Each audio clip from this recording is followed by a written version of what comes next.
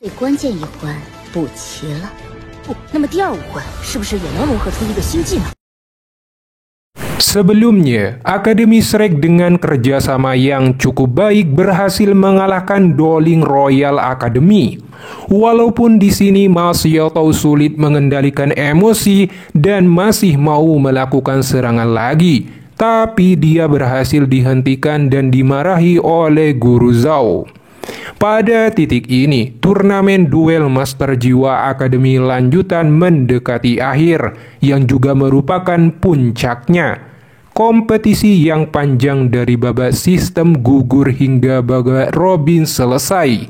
Sekarang 4 akademi besar akhirnya sukses melaju ke semifinal. Kemudian di sebuah ruangan, Hu Yuhao dan Wandong berkultivasi dengan bermeditasi. Mereka juga membahas mengenai rencana fusi jiwa bela diri tingkat kedua. Hu Yuhao dan Wandong sudah mulai berpikir untuk mengelola Clear Sky Hammer. Lagi pula mata jiwa dan kupu-kupu Dewi Cahaya bisa memandukan jiwa bela diri. Jadi tentu saja Ratu Kalajengking Es Hu Yuhao dan Clear Sky Hammer milik Wandong juga bisa memandukan jiwa bela diri. Keduanya mencoba berkali-kali dan akhirnya berhasil mengelola Clear Sky Hammer. Hal ini juga membuat semua orang menantikan Hu Yuhao dan Wandong melepaskan keterampilan fusi jiwa bela diri kedua, Palu Kaisar Surgawi.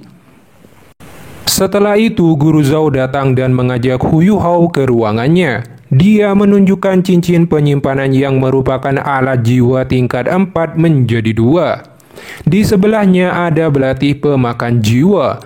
Guru Zhao mengatakan, "Pagi ini aku menemukannya terbelah 2, hancur total." Belati itu terus mengeluarkan aura brutal dan menakutkan. Aku merasakan aura gelap dan suram memasuki tubuhku ketika aku menyentuhnya. Aku hanya bisa mengeluarkannya setelah mengedarkan kekuatan jiwaku selama setengah hari. Hu Yuhao, terakhir kali kamu mengatakan memiliki cara untuk memurnikannya. Jika berhasil, itu milikmu. Namun kamu harus berhati-hati. Aku akan melindungimu dan jika merasa ada sesuatu yang aneh. Hu Yuhao langsung mencoba memurnikan belati tersebut dengan hati-hati dan memasukkan kekuatan spiritualnya. Meski proses ini cukup merepotkan Hu Yuhao, bahkan aura mengerikan berusaha menyerang lautan spiritualnya. Guru Zhao sudah bersiap membantu, tapi dia berhenti saat melihat emas di cincin jiwa pertama Hu Yuhao dan merasakan kekuatan spiritual yang besar dan tak terkendali yang keluar dari Hu Yuhao, yang melebihi kekuatan seorang raja jiwa. Mata Hu Yuhao juga menjadi emas. Provokasi belatih membuat ulat es langsung berubah menjadi mode pertahanan. Dia dan Ratu Kalajengking Es bersatu melakukan serangan balik, memukuli aura belatih pemakan jiwa. Elektron juga ikut serta, membuat mata Hu Yuhao berubah menjadi keabu-abuan, mengambil kendali tubuhnya. Harus diketahui, Elektron sebelumnya memberitahu Hu Yuhao bahwa bahan dari belati ini adalah emas hidup yang langka. Setelah dimurnikan dan diserap, kekuatan jiwanya juga akan meningkat dengan cepat. Meskipun saat ini dia hanya ada sedikit kesadaran ilahi, dia adalah dewa suci orang mati yang legendaris. Saat kekuatan spiritual keabu-abuan yang dilepaskan oleh Elektron pada belati pemakan jiwa, belati tersebut mengeluarkan jeritan yang menyedihkan dan akhirnya berhasil dimurnikan. Kemudian dengan bantuan Elektron, Hu Yuhao menyerap emas kehidupan dari belati pemakan jiwa dan kekuatannya meningkat, juga memperoleh banyak manfaat. Kemudian Guru Zhao dan para murid mengadakan rapat untuk persiapan pertandingan semifinal. Guru Zhao menjelaskan ada tim teratas di babak semifinal yang berhasil maju ke kompetisi pertarungan jiwa. Mereka adalah Akademi Shrek, Akademi Nasional Bintang Lau, Akademi Dominasi Kaisar, dan Akademi Kekaisaran Matahari Bulan. Jadi, Akademi Shrek memiliki 3 rival yang kuat. Berikutnya adalah pertandingan kualifikasi semifinal, dan cara permainan final berbeda dari sebelumnya.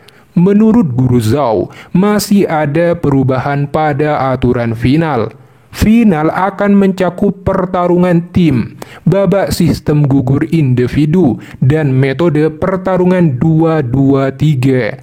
Setelah kedua belah pihak memilih 7 pemain yang berpartisipasi, ketiga pertandingan ini akan diselesaikan sekaligus tanpa ada jeda waktu istirahat di antaranya. Sementara itu, Putri Jiuju telah mempersiapkan sebuah kejutan. Keesokan harinya, turnamen semifinal dimulai.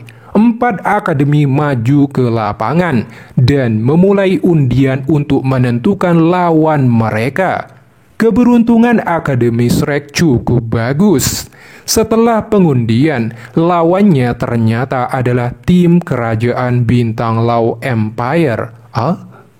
Bagaimanapun Guru Zhao telah mengatakan sebelumnya bahwa Akademi Nasional Bintang Lau adalah yang terlemah, namun kuat jika dibandingkan dengan Shrek Academy. Di pihak Akademi Shrek, pemain utamanya haruslah 3 pemain reguler. Kemudian adegan pembuka terjadi. Tanpa diduga, Kaisar Kekaisaran Bintang Lau mengirim pelindung Kekaisaran Dolu baru level 92 sebagai wasit.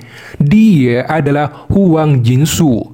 Jiwa bela dirinya begitu istimewa, sehingga kekuatannya sebanding dengan level 95 judul Doluo, dan memiliki gelar Lone Star of Heavenly Evil.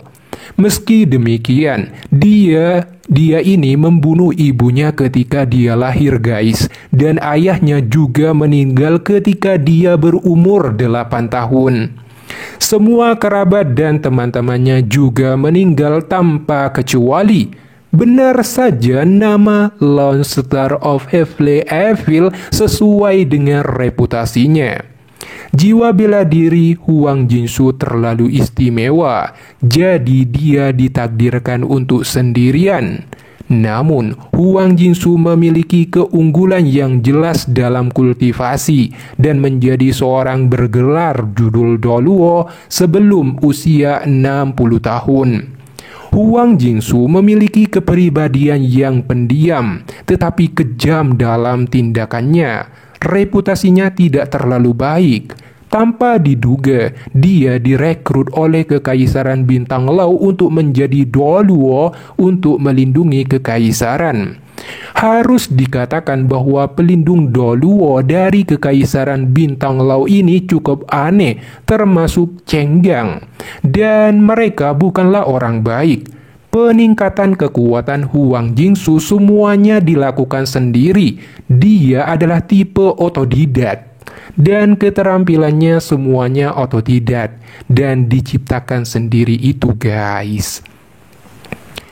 Kemudian di pihak tim Akademi Shrek ada Ma Xiaotao, Da Yuhang sebagai penyerang utama, Ling Longchen sebagai pendukung penyerang, Bei Bei dan Xuanxi bisa dikatakan sebagai pertahanan tim. Hu Yuhao dan Wan Dong merupakan titik kunci kemenangan. Di pihak tim Akademi Nasional Bintang Lau, selain 6 Raja Jiwa, kontestan terakhir ternyata adalah Putri Jiuju. Dia juga kapten tim ini dan merupakan yang terkuat di antara generasi muda di Akademi Nasional Star Lau. Tanpa diduga, jiwa bela diri Putri Jiuju ternyata adalah jiwa bela diri mahkota yang sangat langka. 10.000 tahun yang lalu, jiwa bela diri semacam ini diturunkan dari istana jiwa. Dan jiwa bela diri semacam ini sendiri merupakan 3 jiwa bela diri teratas di Istana Jiwa. Kuncinya, jiwa bela diri jenis ini sangat istimewa karena jiwa bela diri jenis ini dapat terus-menerus menyerap kekuatan bintang dan juga dapat menggunakan itu untuk menyerang musuh. Putri Jiuju kali ini telah mempersiapkan semuanya dengan matang. Ketika pertandingan dimulai, Putri Jiuju mengambil kendali tim, mengambil posisi bertarung mereka, dan mengaktifkan cincin jiwa bela diri mereka. Di bawah dukungan Putri Jiuju, cincin jiwa bela diri mereka diperkuat. Di depan adalah Huang Hyun. Dengan jiwa bela diri macan hitam iblis, dia sebagai penyerang utama, level Raja Jiwa. Orang yang melakukan serangan awal dalam permainan ini adalah Ma Xiaotao. Dia melepaskan pionik Fireland, tapi berhasil diblokir oleh tinju Huang Hyun. Keterampilan gelombang gelap Avotik. Dalam pertandingan ini, Putri Jiuju akan menjadi sorotan utama karena dia tidak hanya akan menunjukkan kekuatannya dengan jiwa bela diri mahkota bintang, tetapi dia juga akan menggunakan alat jiwa penjaga bintang plus pertahanan mutlak dari pemandu jiwa, bahkan menyebabkan Ma Xiaotao dan Dai Yuhang sebagai fondasi kekuatan tim akan sangat sulit dan terpojokkan. Pada saat kritis masih perlu menggunakan keterampilan fusi jiwa bela diri kedua Hu Yuhao dan Wandong, Palu Kaisar Surgawi. Tapi itu akan terjadi di episode selanjutnya.